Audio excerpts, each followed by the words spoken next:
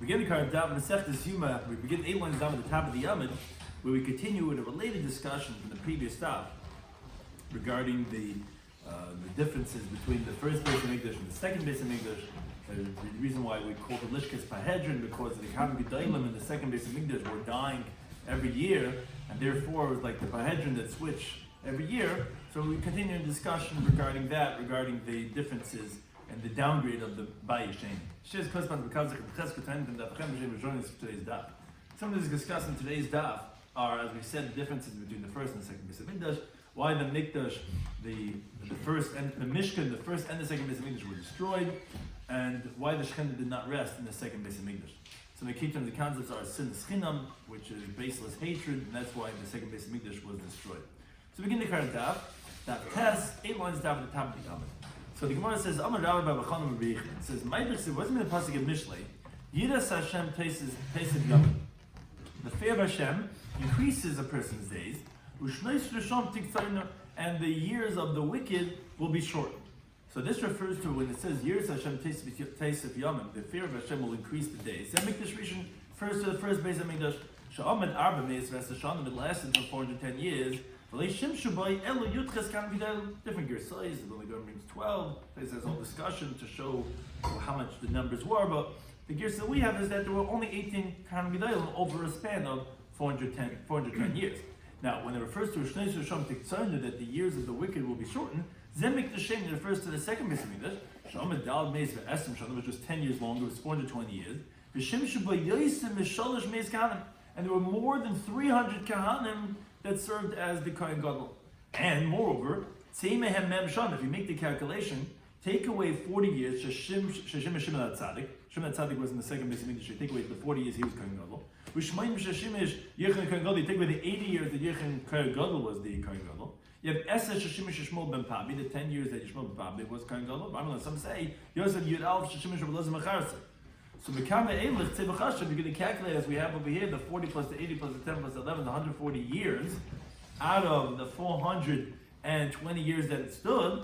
So you have only 279 years left for 296 Kahanim Gedolim to serve. Obviously, that each one did not even make it through the year. Now, the Bach brings a girsa that Amar B'Yechanan ben Tursa says, B'kol kach lama. Why was it so much like that they didn't even leave out the year? If you show you like because they used to pay for the position of being the Kohen Gadol. They weren't really worthy. They just paid their way in. The Amar Rabasi says Tarkava de Dinri, which is 3 kava of dinar, Ailile Marta Basbaisas. Marta Basbaisas was a wealthy woman. She paid off Liyani Malka to Yani Hamelech at the Ukmil Yeshua ben Gamla Bekanad Avri until her new husband Yeshua ben Gamla, she paid him that he should become the Kohen Gadol. So that's why, again, that's why people were dying. They weren't really worthy like they were in the first place of Mikdash. They just paid their way in to get to that position. And now the Gemara continues with the same on the Amr. The Amr B'Yechanan ben Tursa says, Nema Charba Shila. Continue on this theme regarding the destruction of the Bate Mikdash and why was it that they weren't worthy. So why was it the Mishkan Shiloh, which was the first Mishkan when they were in Eretz Yisrael, why was that destroyed? And they show you Bashnei Dvarim because there were 2 inappropriate things that they did. There was Gila Arayis, there was licentiousness, Ubizan Kachim, and disgrace for the Kachim. As the Gemara explains, Gila Arayis is the Chilei, says the person in Shmuel Al. It says the Eli Zaken Moed. Eli was the leader of the Jewish people. He was very old. B'Yishma B'Shama is Kalash Yasin Bonam L'Chol Yisrael. He heard what his sons had done to the whole Jewish people. That they were sleeping with the women that were waiting over there by the entry to the Oil Mayid. Now the Gemara explains. Whoever says that the sons of Eli actually did Gila Rayas, is mistaken. They didn't do actual Gila Rayas. However, Mitoich as you can base Shisho is Kinean, but one thing is that they delayed the women's bird offerings, meaning the women, when they would finish their days of purity from their labor and birth, to eat kachim, you have to first bring your karbanas, your kine, your levis. Now, they were arrogant, and they were delaying with the sacrificing of their pair of birds. Now, the women would wait over there until they were sacrificed, because they wanted to make sure that it was brought. And from the fact that they were being held back from going back to their husbands and stopping them from having piribiribia, it was as if Ma'alena Kostav Kila Shacham. The pasuk considers as if sleeping with the women because they were it was that infidelity of not allowing them to have relations with their husbands because they were being held up because they were just being lax. They say, oh, we'll get to it. They never brought it. That's why it's considered Gila Rais. Now, Bizayin Kachim, where do we find that the Bnei Eli, which was by Mishkan Shila, that they were disgraceful regarding the Kachim? It's still like some pasuk in Shmuel out. It says Gam and also Bekerem Yakir Nesachela. Before the owners, whoever brought a carbon, even before you get a chance to sacrifice the fats, the sacrificial parts of Mizbech, Uvon Nar HaKoyin, and then the youth of the Koyin, he would come, he would say to the one who brought a carbon, the Koyin wants to roast some meat. We're making a cue tonight for the Kahanim. We're not going to take cooked meat from you, we want the raw meat. The man would tell him, chill. Let's first sacrifice today the fats, and then you'll take as your heart's desire. The man need to say, he says, no, because now you're going to give. If you don't give me the meat right now, I'm going to take it forcibly. And therefore the sin of the youth was very great in front of Hashem. You need to have Hashem because the people disgraced the sacrifice, the offering for Hashem. Those are the two things that the sons of Eli, that the Kohanim had done then, which was Gilai Rayas, again, not really Gilai Rayas, but just delaying the Kine Yoledes of the women, and that of Bizayin Kachim, because they would grab the portions of meat before they got a chance to even sacrifice the fats. Now, famous Gemara, says the Gemara, Mikdash Rishon Machar. Why was the first base of Mikdash destroyed? The Gimel Dvarim Shaiva, because of the three cardinal sins, the Gimel Averes Chamurus, as we know them, were there and rampant in the first base of Mikdash. You had Avodah Zarah, idolatry, the Gilai Rayis, and licentiousness, which is inappropriateness regarding the different genders, the Sheikh's Daman, and regarding spilling of the blood, regarding there was murder, as the Gemara explains and shows how the first base of Mikdash had all three. Avodah Zarah, the Sitla Silik, so the Pasuk in Yeshaya. It says, Ki kotzer hamatzah mehistareya, because the couch is too small from stretching out, and like the Bach brings the rest of the pasuk, v'hamasechet tzara, and the cover was too narrow, kis kanes, like it curls up. So the Gemara explains what's this pasuk mean and what's it referring to. That how does it show Avodah Zarah? My kotzer hamatzah mistareya. So Rabbi Yonasan, and he says kotzer matzah zeh. This couch was too narrow, meaning the base hamikdash is too narrow, to have two friends ruling over it at the same time. So the word mehistareya is like a netrikin, is a compound word. Mehistareya, from having two friends, so to speak, chas v'shalom, but like the idol that Menashe put into the Heichel in the first base of Mikdash, it was Avodah Zarah and Hashem, so to speak, have to share the same apartment. That's mehistareya. Historeya is to rule, Reya, to have these two friends, as if we got to rule together. That's where you see Avodah Zarah. And when the end of the pasuk says, "V'hamasechet tzara ke'es kanes," and that the cover was too narrow, as curls it up. So Rabbi Shloimy Schwartzberg says, "Ki matur Rabbi Yonasan lahai kra bachi." When Rabbi Yonasan reached this pasuk, he would cry. I would say, "Man, this is regarding Hashem." When the pasuk says until kindness, that's what ke'es kanes.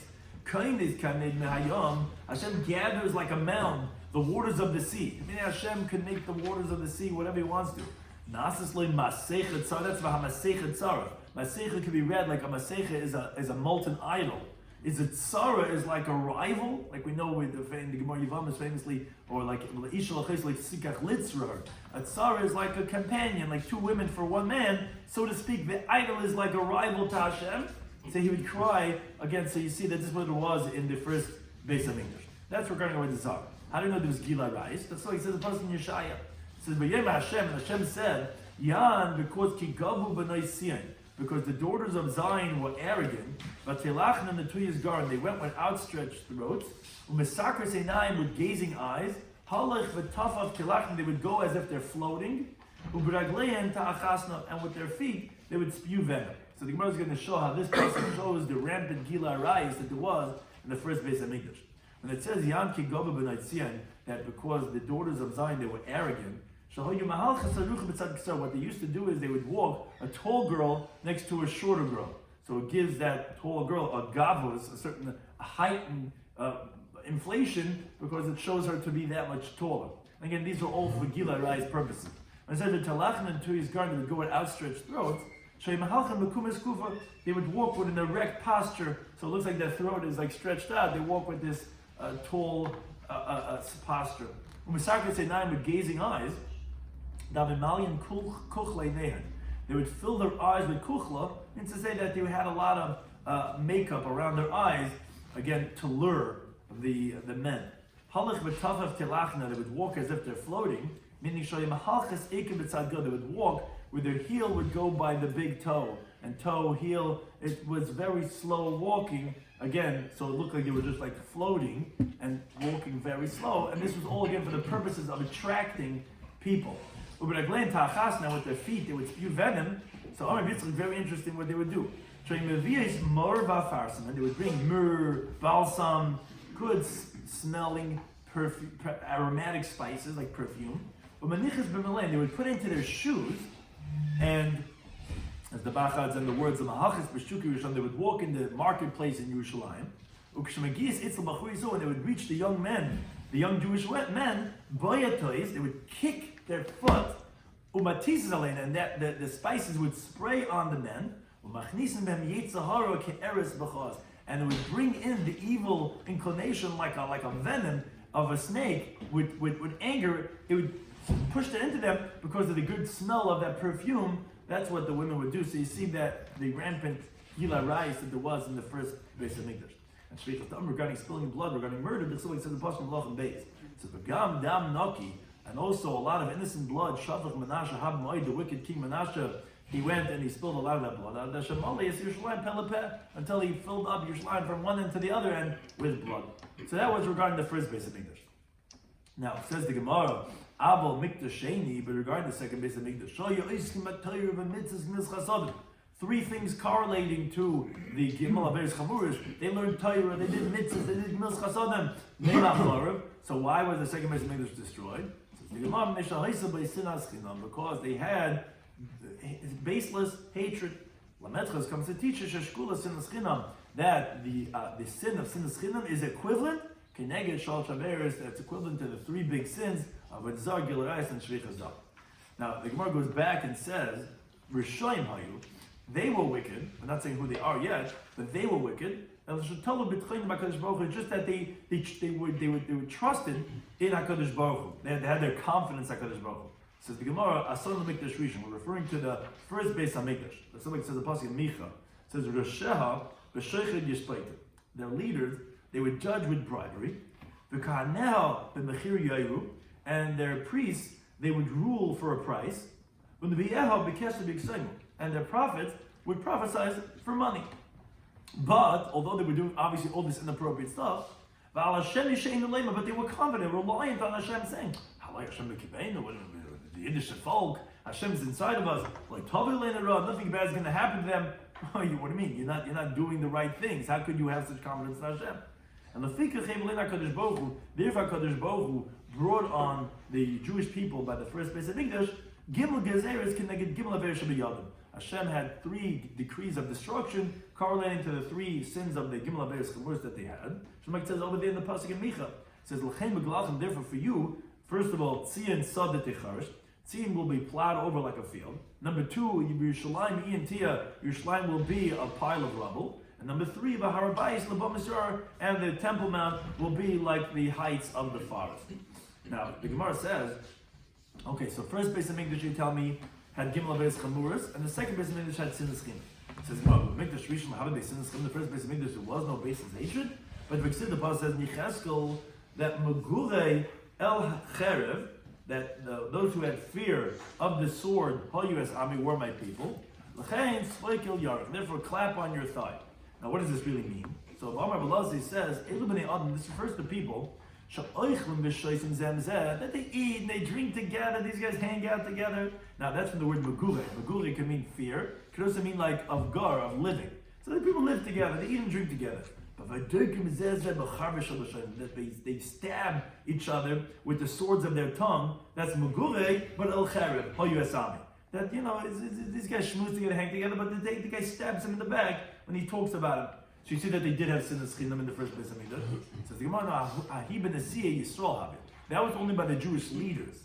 But the regular people, they didn't have sinas chinam. But the leaders, they would stab with the swords of their tongue. The Silik says over there in the beginning of the pasuk, Za'ak v'heilel ben adam. Scream and wail, you person, ki hihoisa ba'ami, because this wasn't my people. What does this mean? But time to learn the Braisa, Za'ak v'hilel ben adam. Now, Yochel, you would think that this was by every person. He, b'chol nisi Yisrael, the pasuk says that this was by the leaders of the Jewish people. And therefore, again, it was only in the second Beis Hamikdash that even the populace had this problem about sinas. Now, Rabbi Yechon and Rabbi Elazar Amar Tavai, they both say the contrast between the two Batei Mikdash, Rishonim shenisgal avonim, the Yidden in the first Beis Hamikdash, that their sin was revealed, meaning they didn't cover over their sins. They were wicked people. These guys, they knew they're going, where they're going, how they're doing. They did Gilam Ves. These guys were doing it, and they weren't hiding it. So Niskala Kitzim. So the end of the punishment of their exile was also revealed, as the pasuk says in Yirmiyah. Hashem told them that for 70 years they're going to be in Gal's bubble. But the later generations in the second Beit HaMikdash, they were wicked in concealment. I learn Torah, I do mitzvahs, I do Gemas Chasadim. So their sin wasn't revealed because there was a baseless hatred. He looked at Yena yet, he says, he came from Yena Kreisen, he came from Yena Ashtot, from Yena Park, and he would look at him and that's a Bahaltna sin. Therefore the end was not revealed. We're still in Golas Edom. We still have not been redeemed from it because the sin is chinam, because of this secret, this insidious, silent pandemic that we have, which is that of sin is chinam, of baseless hatred, and that's why our end has not yet been revealed. Now, Amar Rabbi Yechon, he says, the fingernails of the earlier generations, there's many commentaries why we're comparing the fingernail to the stomach, but even something as small or hard of the early generations is better than Mekreshan Shalachrein, is better than the stomach of the later generations, which refers like by an animal. The fingernails is hard, you can't eat it. The stomach is obviously soft, but be that as it may, the early generations were better. And only Rish Lakish says, no, to the contrary, Achrein Madifi, the later generations, they're better. Although we're enslaved, we're in servitude to the nations of the world, you still see the Yidden, they're learning Torah no matter what the circumstances are, shows that we're greater. So Malay said to him, no, it's not true. The Bira, the Beis HaMikdash, will prove. The first Beis HaMikdash, when it was destroyed, it ultimately was rebuilt. So you see that even though they sinned, they got it back. By us, the second Beis HaMikdash, we never got it back. It must be the early generations were better. Now, similarly, Sholosh Rabbi Elazar, asked Rabbi Elazar, Rishonim Gedolim, Achrein Gedolim, were the people from the first Beis HaMikdash better or from the second Beis HaMikdash? Amalhem, he says, put your eyes in the Beis HaMikdash. Who got it back? They got it back, even though they did Gimel Beres Chamuras. Like we said, it was in the Skala Kitzam, they only have it for 70 years, they got it back. Second Beis HaMikdash, even though the Frim Yid, the Torah Bayda, Gimel Chasadim, and everything, but Sinas Chinam, they didn't get it back. Igedam, and those say a slightly different version. Amalhem, he said to them, a Deichem Bira. The testimony is the Beis HaMikdash, meaning, and that's going to testify that it never came back from the second Beis HaMikdash, but it came back from the first Beis HaMikdash. Now, related discussion regarding the coming back from the first Beis HaMikdash after Golas Bavel. So Rish Lakish Rish Lakish was swimming in the Jordan River. Also, Rabbi Chanan came along and they gave him a hand to help him out of the river. Amalei said to him, Elaha, which is a terminology of like an oath, by God, I hate you. All you people from Bavel, that you didn't come up in the days of Ezra, you prevented the divine presence from coming and returning and dwelling in the second Beis HaMikdash. Because he interpreted a pasuk in Shir Hashem. It says, if it's a wall, nivno allow tiras kasa. Let's build in it a silver crown. Bimdelasi, and if it's a door, not to allow loch eres. Let's put in it a cedar plank. What does this mean? Hashem is telling the Jewish people, if you make yourself like a wall, meaning like a wall, which is one big piece, and you would have all came up together to Yerushalayim, to Eretz Yisrael in the days of Ezra, then you would have been compared to silver, which is that there's no decay in silver. Silver lasts, you could have from the Babla, the Elta Babla, you could have it last. So too, you would not have been lacking any divine presence. Now that you came up like doors, meaning like a gate, which has two doors, which you open one and the other one stays closed. So too, you came up half of Yidden came up, the other half stayed in Bavel. Now you compare to like a cedar, where there's decay that could affect, where some of it could be eaten up by worms from the inside and some of it could last. So too, the divine presence that was there was not totally over there, as the Gemara explains. My errors, why we specifically comparing it to cedar wood. Uli says because sasmoger, which there's a certain type of a worm called sasmoger, which goes and eats it up from the inside. So the Gemara says my sasmoger, meaning to say that why are you comparing the Bayis Sheni to sasmoger regarding this idea about the divine presence? Because Amar Ababi says baskoil, there was the heavenly voice was left over. Meaning just like when this worm eats up the cedar wood, it eats it up but at least over a little bit, but really the inside is being eaten up and decayed by this worm. So too, in the second base of English, it was basically eaten up. The divine presence, no more nevuah. There was only this little baskol that was left over. It's kind of like Luna Braisa. When the later prophets passed away, which were Chagi, Zechariah, Malachi, the divine presence was removed, prophecy was removed from the Jewish people. But they were still utilizing a heavenly voice, which again is a very, very faint echo from that of what prophecy was. And that's why it was compared to that of the errors, which was eaten up by the worms, and that's why he was upset at the people of Babel that they didn't come up. Now, however, Rish Lakish says the Gemara, a parenthetical question. How could the story doesn't make sense? How could he even be speaking with Rabbi Yochanan? Because as the Gemara explains, the Magreb Elazar, the Mara, the Arad Yisrael Haba, he was the leader, the Mara, the Asra of Eretz Yisrael. We'll have a Mishtoyer Shlach, but then Rish Lakish wouldn't even talk with him. As Tosis explains, then he wouldn't open up a conversation. If it was to start talking with him, he would answer. But he wouldn't open up a conversation with him. Why not? Because the man Mishtoyer Shlach Bahadi B'Shok, anyone that Rish Lakish would speak to in the street, Yovalei Iska B'Lei Sahadi. They would right away give him a business deal without even witnesses. Because that means the person is trustworthy. Rish Lakish wouldn't just talk with anyone. So if he wouldn't speak with the Mara da Asra, so you think he would speak to Rabbi Yochanan? How does the story make sense? So my Papa says, you're right. Shodi Gavra Beinah, you have to put a different person into the story. Either the one who was bathing in the Jordan, or the one who stretched out a hand. Meaning, either it was Rish Lakish who was swimming, and Ze'iri, someone else, not Rabbi Chana, but Ze'iri who stretched out a hand. Or Rabbi Chana, or actually it was Rabbi Chana who stretched out a hand, and Rabbi Lazar that was swimming. But you're right, it couldn't have been Rabbi Chana and Rish Lakish. But one thing, the Gemara ends the story that Ki Asa, when Rish Lakish came to Kamed Rabbi Yechanan, and he told him the story, what he told to that person, whether it be Rabbi Chana or Ze'iri, that he told him that he was upset and that he doesn't like him because they didn't come up from Babel to Yisrael. So Amalei Rabbi Yechanan said to him, no, that's not the reason why the Shechina wasn't the second base of Nidash. Even if the whole Jewish people had come up from Babel to Yisrael. And days of Ezra, the divine presence would not have rested in the second base of Nidash. Why? Because the Chesed said the passing in Bereshis. God will expand for Yafes. We know there was three sons for Noach, Shem, Cham, and Yafes. So the bracha was that God will expand for Yafes, and the Yishkin Ba'al Shem, and he would dwell in the tents of Shem. Which means, as we continue to have a Yudam and Aleph, although God will expand for Yafes, meaning the Persians will merit to build the second base of Mikdash, as the Gemara is going to explain on the next daf on this coming Amid, that the Persians came from that of Yefes, but